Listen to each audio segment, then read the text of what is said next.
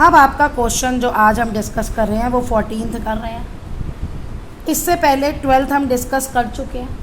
12th और 14th almost figure same है, proof भी हमें सेम करना है, लेकिन इस बार गिवन अलग है। तो थोड़ा सा पेपर में ध्यान से पढ़ना क्या गिवन है। देखो अब ये हमारे पास है side A B A C and median A D proportional to P Q P R P M, यानी इनकी रेशियोज इक्वल है। क्या गिवन है? A B A C A D. Given में मैं लिख रही हूँ ए बी, सॉरी ये थोड़ा नीचे लिखना पड़ेगा मुझे, ए B A C A D. अब ये किसके प्रपोर्शन है?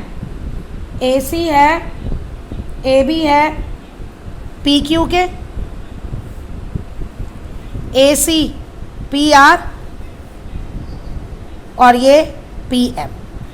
ये रेशियोज आपकी इक्वल है। और to prove triangle A B C is similar to triangle P Q R. 12th question में ये रेशियो ना देके ये दी हुई थी बेस, अब आपको ये दिया हुआ है। ओके, अब हम इसमें क्या करेंगे? इसमें आप याद रखना, इसमें आपको कंस्ट्रक्शन करनी पड़ेगी। कंस्ट्रक्शन क्या करनी है? हमें ए डी के इक्वल यहाँ लाइन ड्रॉ करनी है, नीचे एक्सटेंड करना है। ए डी के इक्वल आप ले लीजिए और फिर उसे यहाँ से ज्वाइन कर दीजिए। तो इसमें आ जाएगा, हम ले लेते हैं इसको X point. Okay, draw extend A D to X such that A D is equal to D X. A D is equal to D X, ये आपको कंस्ट्रक्शन में पूरा लिखना है जो मैंने बोला। Similarly extend P M to point Y such that P M is equal to M Y and join R Y. अब दूसरे वाले में क्या आ गया? P M is equal to M Y. ये कंस्ट्रक्शन आप याद रखना, इस क्वेश्चन में करनी होगी जब ये तीसरी साइड होगी। थोड़ा सा शुरू का बिगनिंग याद कर लेना तो आपको आसान रहेगा। अब हम क्या करेंगे? अब हम इन ट्राइंगल्स को कॉन्ग्रुएंट प्रूफ करेंगे। जो यहाँ होगा उसी से वो यहाँ हो जाएगा, है ना। जो लॉजिक यहाँ यूज़ होगा वो इन दो में भी यूज़ हो जाएगा। अब हम करते हैं proof. In triangle A B D and triangle X D C, तीन कंडीशन क्या है इसकी? देखो B D is equal to C D, B D is equal to C D, क्योंकि डी जो है वो मीडियन है, because D is median, A D is median. या आप लिख सकते हो D is mid point, D is mid point of B C. Angle 1 is equal to angle 2, vertically opposite angles. और angle side A D is equal to D X by construction. हो गया, ठीक है। अब हमें इससे रिजल्ट लेना है। क्या रिजल्ट होगा? 1 इक्वल टू 2 तो है, ये वाला ट्राइंगल है और ये है, कॉरस्पॉन्डेंट साइड देखनी पड़ेगी। एक्चुअली हम ये सारा काम इसलिए कर रहे हैं कि हमें इस एंगल को इस एंगल के इक्वल लाना है। तो इसीलिए यहाँ पे 3 इज इक्वल टू 4 हो गया। ओके, 3 इज इक्वल टू 4 हो गया। अभी मैं यहाँ पे गैप छोड़ देती हूँ, क्यों? क्योंकि मे बी मुझे आगे कोई रिजल्ट यूज़ करना हो। Similarly triangle P Q M, ये वाला ट्राइंगल इस ट्राइंगल के कॉन्ग्रुएंट हो गया, या मैंने कॉन्ग्रुएंट नहीं लिखा, ये रिजल्ट लिख लेना। A B D is congruent to X D C by S S S, यहाँ by sorry S A S, S A S, इधर रिजल्ट लिख लेना।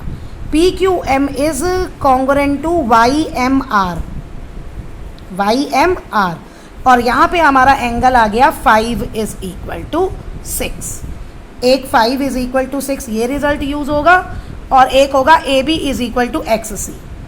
यहाँ पे आएगा A B is equal to X C, जहाँ ए बी है वहाँ एक्स डी है, नेमिंग चेंज करनी पड़ेगी। जहाँ ए बी है वहाँ एक्स डी है, मैंने लिखी है नेमिंग ए बी डी, तो यहाँ होगी एक्स। जब नीचे आप लिखोगे तो यहाँ हो जाएगी एक्स सी डी, तो जहाँ ए बी है वहाँ एक्स सी आ गया। CPCT। कॉरस्पॉन्डेंस ऐसे यहाँ भी चेंज करनी पड़ेगी, यहाँ पे आपकी आएगी YRM, क्योंकि जहाँ PQ है, जो PQ है वहाँ मुझे साइड चाहिए RY। ओके, जहाँ वर्टेक्स P है वहाँ Y। अब ये नेमिंग ठीक है, कॉरस्पॉन्डेंस। ये रिजल्ट हमारे पास हो गए। देखिए अब मैं क्या कर रही हूँ, अब ये देखो, अब ये तो आपको नोट डाउन करना है, इसके आगे यहाँ से in triangle ACY and triangle PRY, ये दो ट्राइंगल है पूरे, ACX और PRY को मैं सिमिलर प्रूव कर रही हूँ। कैसे सिमिलर प्रूव होंगे, आप ये देखिए, हमें गिवन क्या था, ये गिवन था AC upon PR as it is आ रहा है, AC upon PR as it is है, AD upon PM, AD upon PM, right, ये AD अपॉन PM, जबकि इसमें AX और PY बनेगा, कोई बात नहीं। ओके, और यहाँ से देखो, अब मैं लिख रही हूँ AB अपॉन PQ, मैंने यही लिया है AB अपॉन PQ, जो ये रिजल्ट है यही लिखा है। अब देखो मैं इसको कैसे चेंज कर रही हूँ। AB मैंने किसके इक्वल प्रूव किया था, XC के, AB XC के इक्वल था, और PQ किसके इक्वल था, RY के। ओके, ACPR तो एज इट इज़ आ रहा है, इसको मुझे कुछ भी छेड़ने की ज़रूरत नहीं है। अब ये है AD और PM, जबकि मुझे चाहिए AX और PY। अब यहाँ AD, इसकी जगह मैं दोनों को 2 से मल्टीप्लाई कर देती हूँ। मैंने 2 से मल्टीप्लाई क्यों किया, क्योंकि ये दोनों इक्वल है ना, ये दोनों इक्वल है, तो 2AD की जगह अब मैं AX लिख सकती हूँ, क्योंकि वो बाय कंस्ट्रक्शन ही था। XC upon PRY, AC upon PR is equal to AX upon PY। हो गई तीनों साइड्स प्रोपोर्शन में। ये दोनों ट्राइंगल सिमिलर आ गए बाय SSS। ओके, तो ये हमारा रिजल्ट हमने यहाँ CPCT में प्रूव किया था।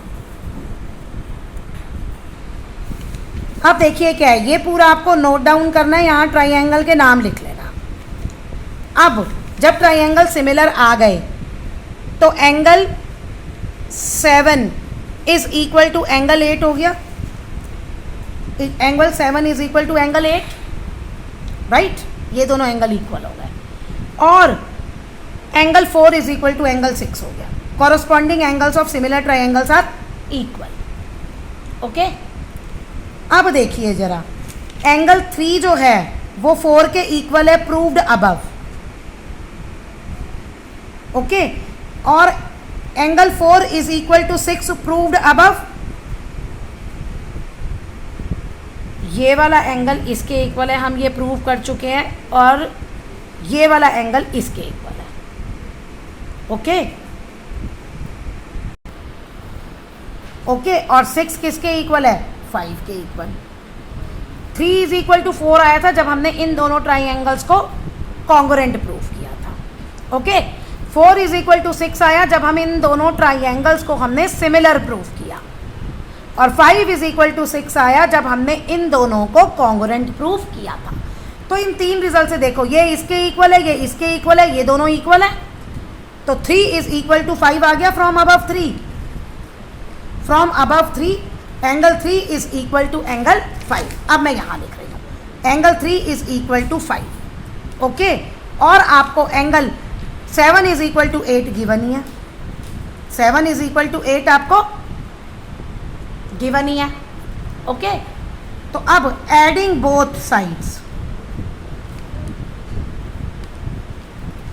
3 और 7 कौन सा है, एंगल A, 5 और 8 कौन सा है, एंगल B। अब हमें ये ट्राइंगल दोनों लेने हैं, आप लिखोगे in triangle ABC and triangle PQR।